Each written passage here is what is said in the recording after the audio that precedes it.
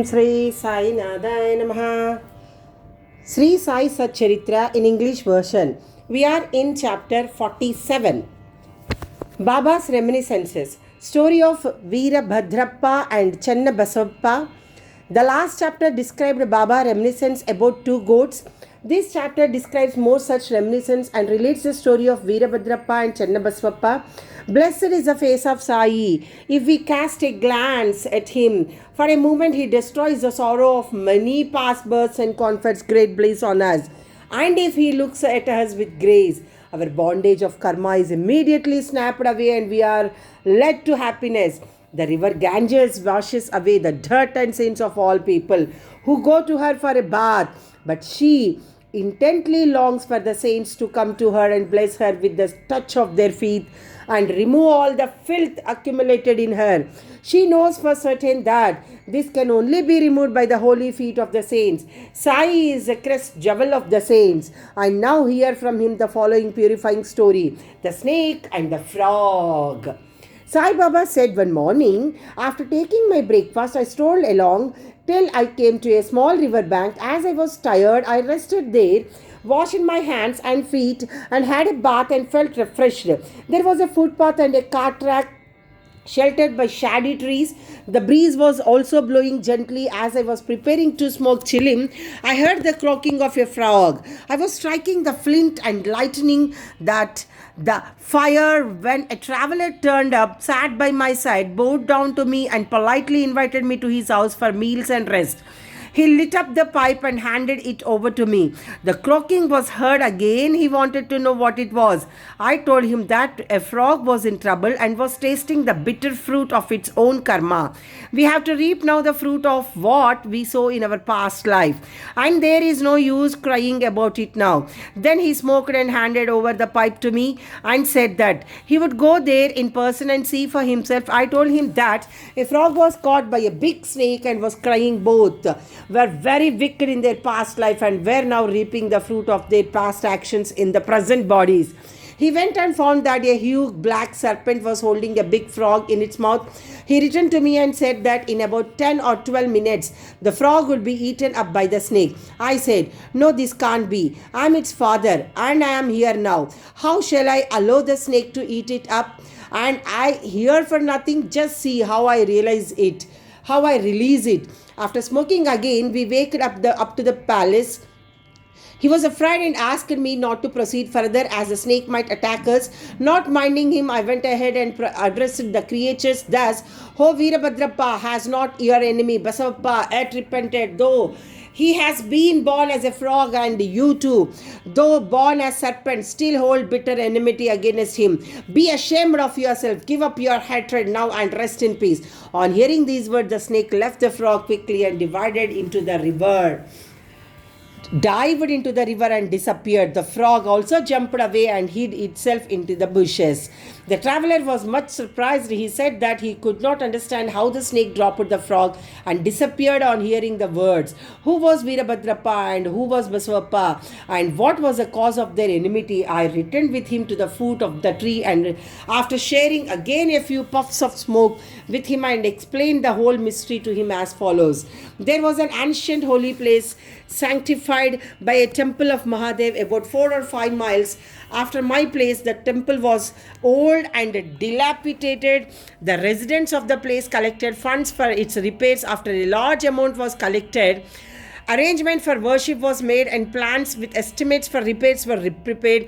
A rich local man was appointed the treasurer and the whole work was entrusted to him. He was to keep regular accounts and be honest in all these dealings.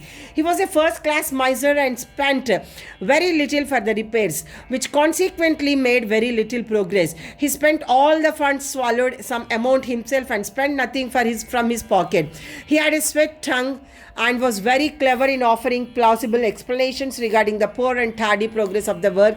The people again went to him and said that unless he lent his helping hand and tried his best, the work could not be complete. They requested him to work out the scheme again, collected subscriptions and sent the amount to him. He received it but sat as quiet as before. Without making any progress, after some days, God appeared in his wife's dream and said to her, "You get up, build the dome of the temple. I will give you 100-fold of what you spend." She told the vision to her husband. He was afraid that it would involve him in expenses and therefore laughed it off, saying that it was a mere dream, a thing not to be dreamed, and tell him about it. Was he far off from her? This looks like a bad dream, having its object in the creation of ill feeling between husband and wife. She had to remain quiet. God does not like big subscriptions and donations collected against the wishes of the donors, but he likes ever trifling amounts given with love, devotion, and gratitude. Some days after, God again appeared in her dream and said, "Do not bother yourself about your husband and the collections with him. Don't press him to spend any money for the temple. What I want is bhava and devotion. So give a few, like anything of your own." She consulted her husband about this vision and decided to give her ornaments given by her father. The miser felt disconcerted and decided to cheat even God in this item. He undervalued the ornaments at 1,000 rupees and bought them himself, and in lieu of the amount gave a barren field to God as endowment or security. The wife agreed to this. The field or land was not his own. It belonged to one poor woman named Dubaki, who mortgaged it to him for 200 rupees. She was not able to redeem it for a long time, so the cunning miser cheated all his wife, Dubaki, and even God. The land was sterile, uncultivated, and worth nothing, and yielded nothing even in the best season.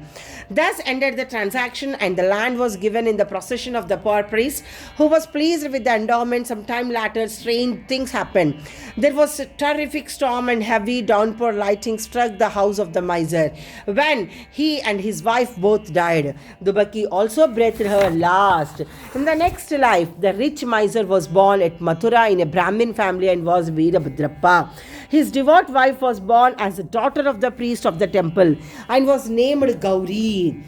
The woman Dubaki was born as a male in the family of the Gaurav of the temple and was named Channabasappa. The priest was a friend of mine. He often came to me, chatted and smoked with me. His daughter Gauri was also devoted to me. She was growing fast and her father was seeking a good husband for her. I told him not to worry about this, as a bridegroom himself would come seeking her then. There came a poor boy named Veerabhadrappa, wandering and begging his bread to the priest's house. With my consent, Gauri was given in marriage to him. He was also devoted to me initially, as I recommended his marriage with Gauri, but later became miser. Even in this new life, he was hankering after money and asked. I recommended his marriage. Strange things happened. There was a sudden rise in prices. By Gauri's good luck, there was a great demand for land, and the land was sold for 1 lakh rupees. 100 times the worth of her ornaments. Half the amount was paid in cash and the remaining was to be paid 25 installments, 2,000 rupees each. All agreed to this transaction, but began to quarrel over the money. They came to me for consultation. I told them that property belonged to God and was vested in the priest, and that Gauri was his sole heiress and proprietress, and no amount should be spent without her consent, and that her husband had no right whatsoever to the amount. On hearing my opinion, Veerabhadrappa was annoyed with me and said that I wanted to establish Gauri's claim and embellish her property. On hearing his words, I remembered God and kept quiet. Veerabhadrappa scolded his wife, and she came to me at noon and requested me not to mind the words of others and not to discard her, as she was my daughter. As she thus sought my protection, I gave her a pledge that I would cross 7 seas to help her. Then that night Gauri had a vision. Mahadev appeared in her dream and said, "The whole money is yours. Do not give anything to anybody. Spend some amount for temple purposes in consultation with Channabasappa. And if you want to use it for some other purpose, consult Baba in the masjid." Gauri told me the vision and I gave her proper advice in the matter. I told her to take the principal or capital amount to herself, give half the amount of interest to Channabasappa, and that Veerabhadrappa had nothing to do in the matter. While I was thus talking, both Veerabhadrappa and Channabasappa came there quarreling. I tried my best to pacify them and told them of God's vision to Gauri. Veerabhadrappa got wild and angry and threatened to kill Channabasappa, cutting him to pieces. The latter was timid. He caught my feet and sought refuge in me. I pledged myself to save him from the wrath of his foe. Then after some time, Virabhadrappa died and was born as a snake, and Chennabaswappa died and was born as a frog. On hearing the croaking of Chennabaswappa and remembering my pledge, I came here, saved him, and kept my word.